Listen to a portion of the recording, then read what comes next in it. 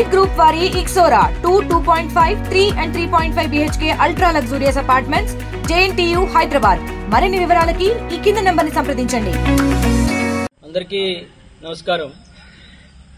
ఇందాక నేను చెప్పినటువంటి విధంగా ఈ కూటమి ప్రభుత్వం అధికారంలోకి వచ్చిన తర్వాత ఏదైతే ముఖ్యంగా సూపర్ 6 అనేటువంటి హామీలతో అధికారంలోకి వచ్చిన తర్వాత పూర్తిగా వ్యవసాయ రంగాన్ని పూర్తిగా పక్కన పెట్టేసినటువంటి పరిస్థితులు మనం చాలా మటుకు చూసాం.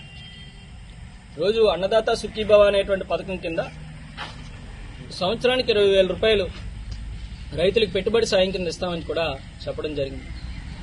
కానీ ఈరోజు 20,000 కాదు కదా, కనీసం 20 రూపాయలు కూడా వేసినటువంటి సందర్భం లేదు.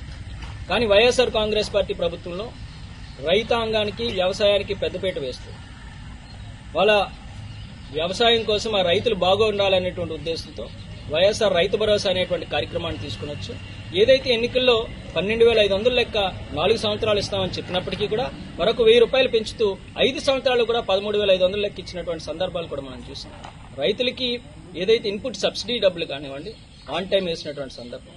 అంతేకాకుండా రైతుల పంట బీమా కూడా ప్రభుత్వం పూర్తిగా చెల్లించి వాళ్ళకి ఎటువంటి నష్టం లేకుండా వాళ్ళని ఆదుకున్నటువంటి సందర్భాలు కూడా ఇవాళ వైఎస్ఆర్ కాంగ్రెస్ ఎక్కడా కూడా రైతుల్ని పట్టించుకునేటువంటి పరిస్థితి ప్రభుత్వంలో కనబడట్లేదు. మరి ఈ రోజు కూడా ఈ వారం రోజులుగా వర్షాలు పడుతున్నాయి.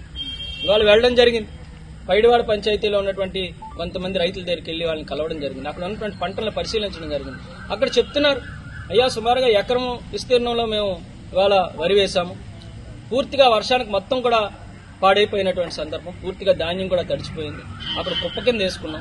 అంటే ఎంత పెట్టుబడి పెట్టారయ్యా అని అడిగితే సుమారుగా 60,000 నుంచి 70,000 పెట్టుబడి పెట్టాను. ఎంత వచ్చిందంటే ఏమీ లేదు, ₹1 కూడా, మొత్తం అంతా కూడా పోయింది అని అడిగారు. మరి ఎవరైనా వచ్చారా కనీసం మిమ్మల్ని నోట్ చేసుకున్నాను, ఇప్పుడు వరకు ఏ ఒక్కరు కూడా మాకు మొహం కూడా చూపించలేదు, మీరే రావడం ఇదే రావడం అని చెప్పారు. అంటే అక్కడ ఉన్నటువంటి కుప్ప ఏం చేస్తావయ్యా, మరి ఇదంతా కోసావు కదా అని అడిగితే పశువులు కేసుకోవడం తప్ప దేనికి పనిచేయదు అని చెప్పినటువంటి పరిస్థితులు నిజంగా కంటతడి పెట్టించాయి.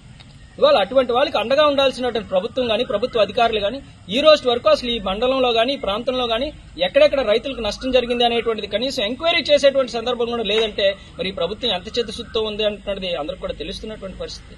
ఖచ్చితంగా రైతులందరి తరపున కూడా వైఎస్ఆర్ కాంగ్రెస్ పార్టీ ఎప్పుడు కూడా పోరాటం చేస్తుంది. ఈ ఏదైతే ఈ మండలంలో ఈ ప్రాంతంలో రైతులు పడుతున్న ఇబ్బందుల్ని పై అధికారుల దృష్టికి కూడా తీసుకెళ్లి ప్రభుత్వం మీద ఒత్తిడి తెచ్చే కార్యక్రమం కూడా త్వరలోనే చేస్తామని చెప్పి తెలియజేస్తుంది.